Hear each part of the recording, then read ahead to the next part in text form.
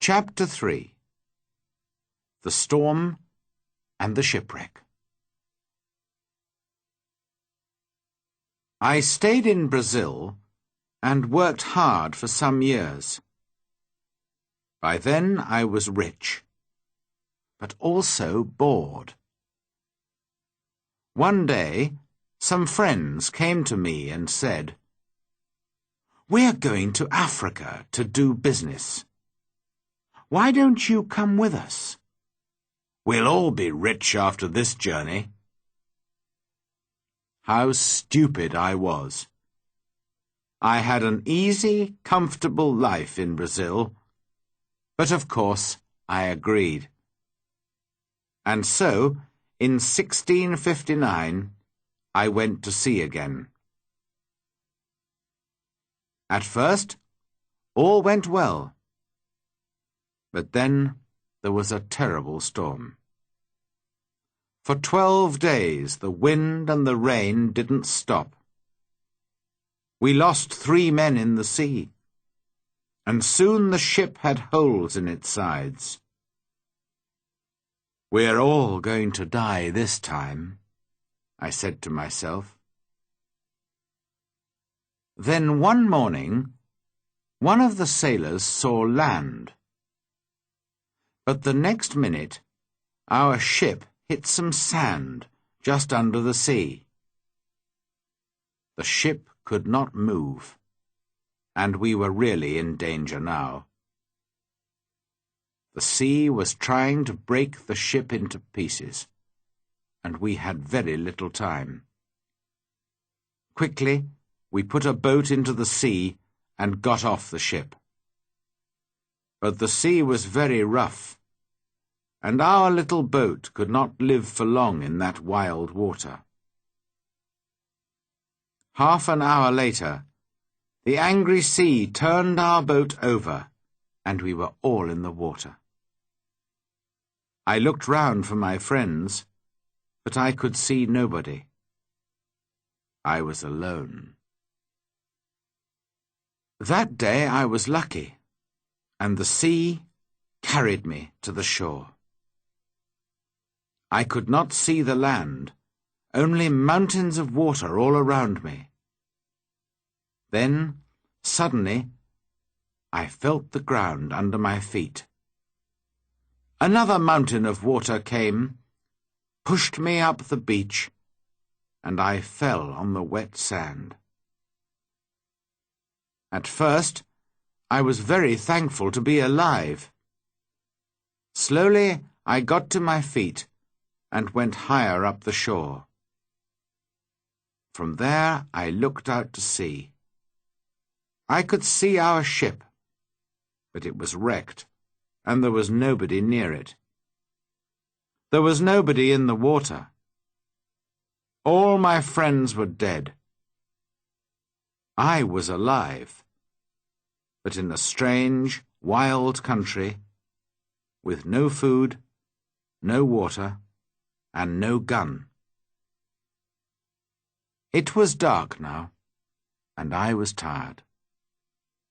I was afraid to sleep on the shore. Perhaps there were wild animals there. So I went up into a tree, and I stayed there all night.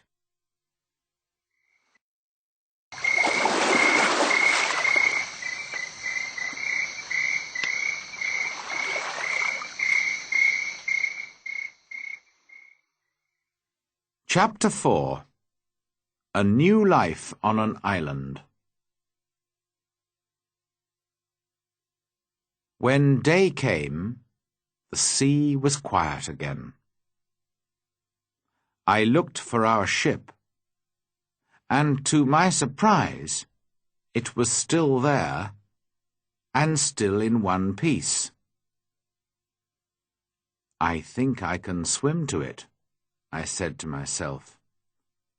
So I walked down to the sea, and before long I was at the ship and was swimming round it.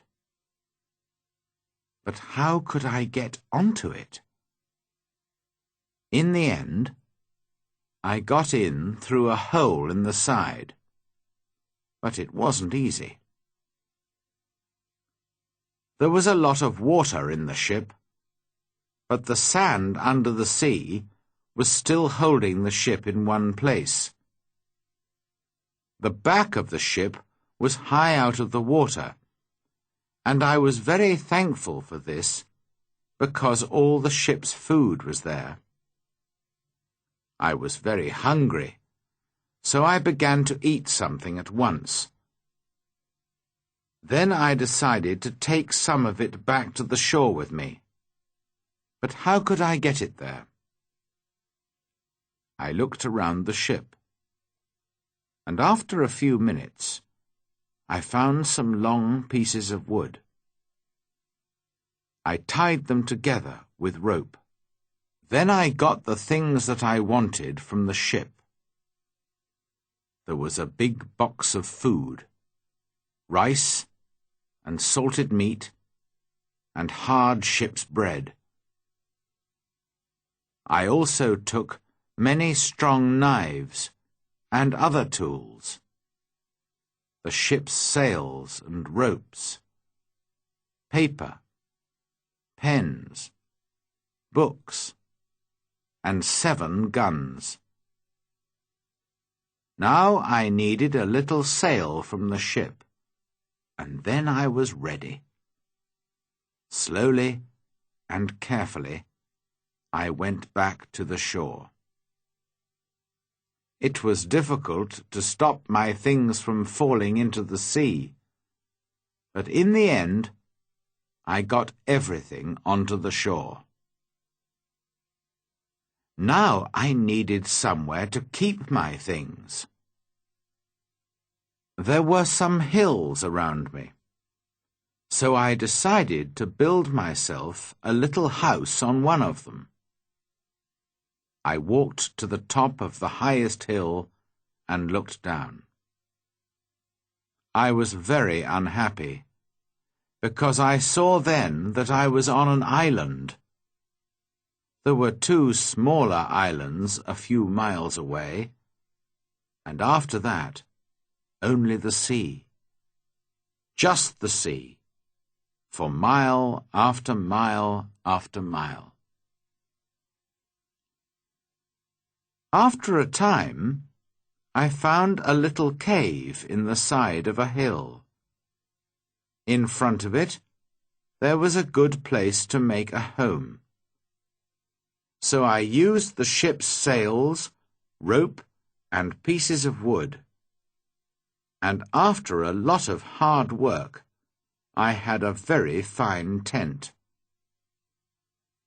The cave, at the back of my tent, was a good place to keep my food, and so I called it my kitchen. That night, I went to sleep in my new home. The next day, I thought about the possible dangers on the island. Were there wild animals? And perhaps wild people, too, on my island? I didn't know, but I was very afraid. So I decided to build a very strong fence. I cut down young trees and put them in the ground, in a half circle around the front of my tent. I used many of the ship's ropes, too, and in the end, my fence was as strong as a stone wall. Nobody could get over it, through it, or round it. Making tents and building fences is hard work. I needed many tools to help me. So I decided to go back to the ship again and get some more things. I went back 12 times, but soon after my 12th visit, there was another terrible storm. The next morning, When I looked out to sea, there was no ship. When I saw that, I was very unhappy. Why am I alive? And why are all my friends dead? I asked myself. What will happen to me now, alone on this island without friends? How can I ever escape from it? Then I told myself that I was lucky. Lucky to be alive. Lucky to have food and tools. Lucky to be young and strong. But I knew that my island was somewhere off the coast of South America. Ships did not often come down this coast, and I said to myself, I'm going to be on this island for a long time. So, on a long piece of wood, I cut these words. I came here on the 30th of September, 1659. After that, I decided to make a cut for each day.